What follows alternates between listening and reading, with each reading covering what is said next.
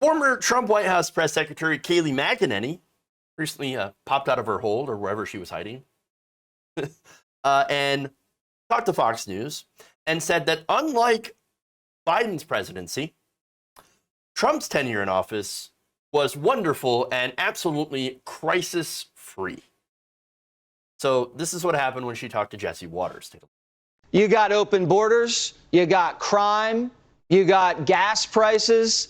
This is just a nasty mix of things that a lot of this stuff didn't need to happen.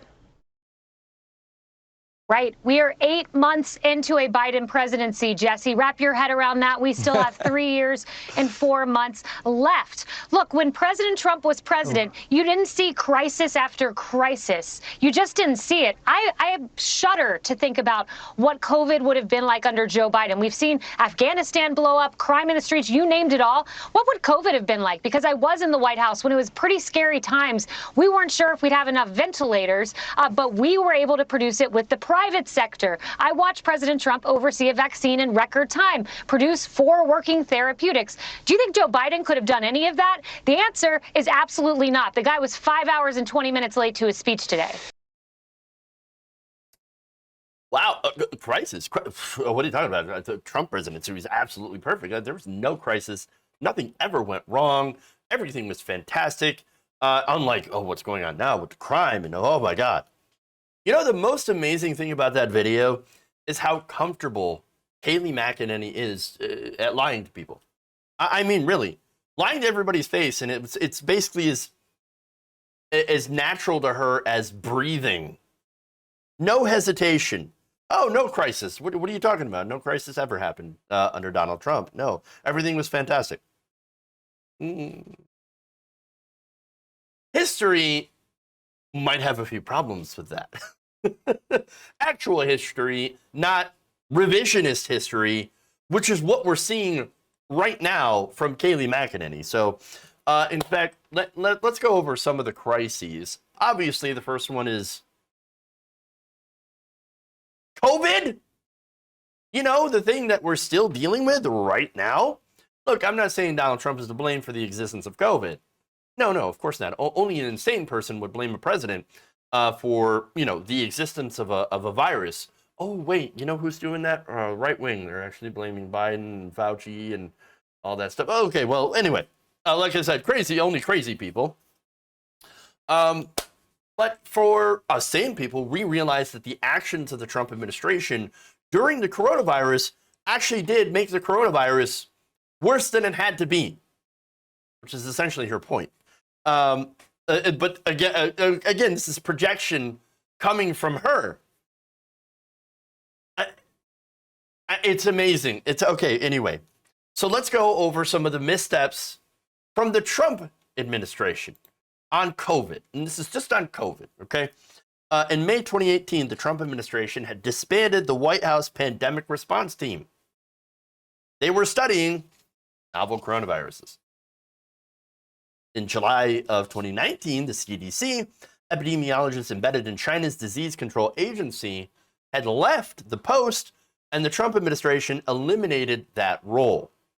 So, no longer somebody in China to go and track possible infectious diseases coming out of China. All of those actions left the government vastly unprepared for a major pandemic, which just happened to coincide. Unlucky for us. In fact, in an October 2019 Department of Health and Human Services 2019 influenza pandemic simulation report, so they do these simulations and they do the reports and they basically gauge the country's readiness for a pandemic. Well, they found that, quote, currently there are insufficient funding sources designated for the federal government to use in response to a severe influenza pandemic. Oops. Then, of course, there's the downplaying of the virus for months, while people in the administration, by the way, were sounding the alarm privately to Donald Trump, and even Donald Trump himself had privately sounded the alarm and was going, oh my God, well, this is terrible, but at the same time, I don't want to create a panic, so I'm just gonna downplay, but this thing is actually serious. In fact, Here's a memo from Trump trade advisor Peter Navarro saying, quote, the lack of immune protection or an existing cure or vaccine would leave Americans defenseless in the case of a full-blown coronavirus outbreak on U.S. soil. This lack of protection elevates the risk of the coronavirus evolving into a full-blown pandemic, imperiling the lives of millions of Americans. Then, of course, there was a resistance to masking. Donald Trump, his administration wasn't pushing masks. Trump himself wasn't wearing masks. Then, of course, there was Jared Kushner early on telling states to basically fight it out with each other for things like ventilators and PPE. Hey, you guys, you're on your own. The federal government is not going to do a goddamn thing about this at all. And so they effectively, again, fought over things while people were dying. And so COVID, that's a big crisis. Now, that's not the only crisis. There was plenty of others. In fact, again, you had ISIS in the Middle East. That was a bit of a crisis. It was a foreign policy crisis. You had the Syrian civil war that we were still mixed up in. Plus, of course, you had the Capitol riots on January 6th, most recent crisis, other than COVID.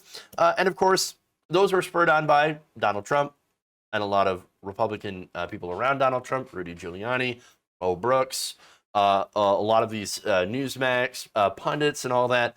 And so those were disasters. But then, of course, you had other disasters. Puerto Rico, for example, hit by Hurricane Maria.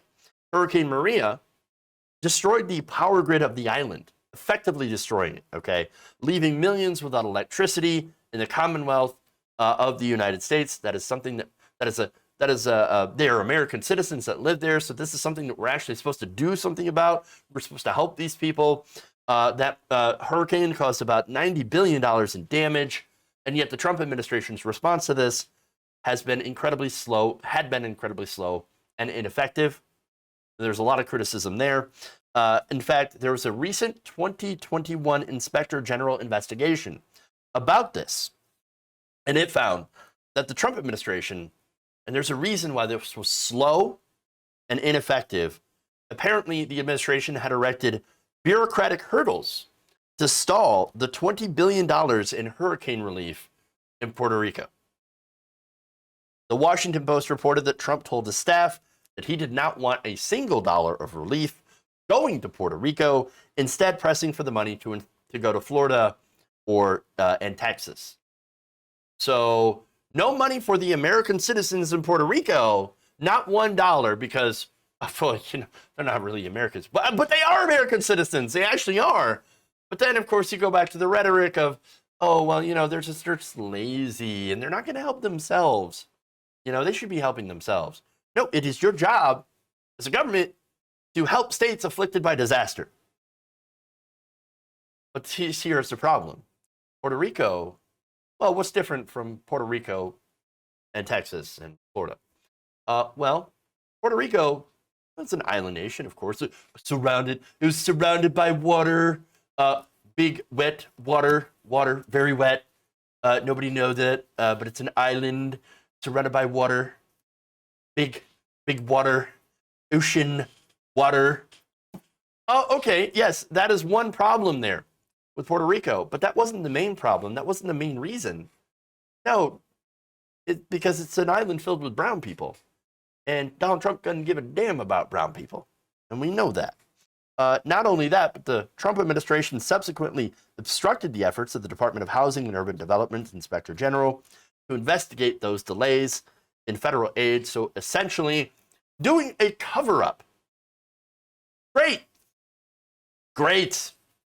Plus, there was that weird $300 million contract with Whitefish Energy, a small Montana-based company with only 2 full-time employees, who were sent to repair that power grid, which ended up being a gigantic corruption scandal, followed by, of course, many more corruption scandals. In total, Trump himself had over 3,700 conflicts of interest, one of the most corrupt administrations ever in the history of the United States. Plus, you had racial tensions, you had Charlottesville, you had the Nazis, the neo-Nazis that were marching, saying the Jews will not replace us, and the ensuing violence on that. You had police brutality, the death of George Floyd, which became a rally point against police brutality, which was met by overwhelming police presence, thanks, of course, to Trump's involvement, saying and personally directing the Department of Justice to target peaceful Black Lives Matter protesters. Not only that, but there is and was an immigration crisis, thanks to refugees, of course, fleeing conditions in Central America as a result of the drug war. Donald Trump, of course, could have done something about that. But understand that Trump's focus was not clearing the backlog of immigration judges or cases, by appointing more immigration judges to determine if people coming from Central America were eligible for asylum, which we have to do under international law. No, his focus, the Trump administration's focus, was on building that stupid goddamn wall, which of course wouldn't have fixed the situation, as ladders exist and shovels to get under it. But at the same time, wasting time and doing these ideas that just would make the situation worse, as we were not actually tackling the roots of the problem. And that's the thing about Trump. No, you can't blame him for every single goddamn issue, understand. But his response, you absolutely can blame him on, because it made these crises worse than what they actually needed to be. And why? It's because Donald Trump is a clown, he's an unserious person, and more importantly, only had very simple solutions to very complex problems. And of course, the world does not work that way. Anybody selling you a simple solution to a complex problem, such as, of course, immigration, is selling you snake oil. They are not being honest with you. They are using you. I mean, and of course, the Trump administration was filled with executive turnover. He went through about 6 different national security advisors in just 4 years. And I don't even know how many communications directors he's had. He has Spicy, Jason Miller, Michael Dubke, Scaramucci for like 10 freaking days. Hope Hicks, Sarah Huckabee Sanders. And then, of course, we get back to Kayleigh McEnany. Apparently she still thinks that she has that job because her role right now is still kissing Donald Trump's ass. And there's more, of course. There's more disasters every day. Again, I could spend all day talking about the disasters and the scandals, big and small, during the Trump administration. But, and look, I do not blame anyone for not remembering half the things that happened during those long 4 years, because understand, it was a new dumpster fire every single day, and there's only so much the human brain can handle.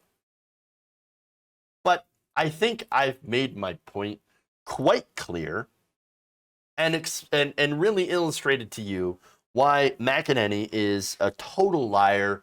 She is absolutely gaslighting everybody, and it is sad that the people still take her, that there are people out there that still take her seriously and actually give her a platform like on Fox News. If you enjoyed this video, please give us a like and share with your friends. You can subscribe and help out the channel by becoming a patron. It's patreon.com/Jeff Waldorf, or you can become a channel member as well by hitting the join button below.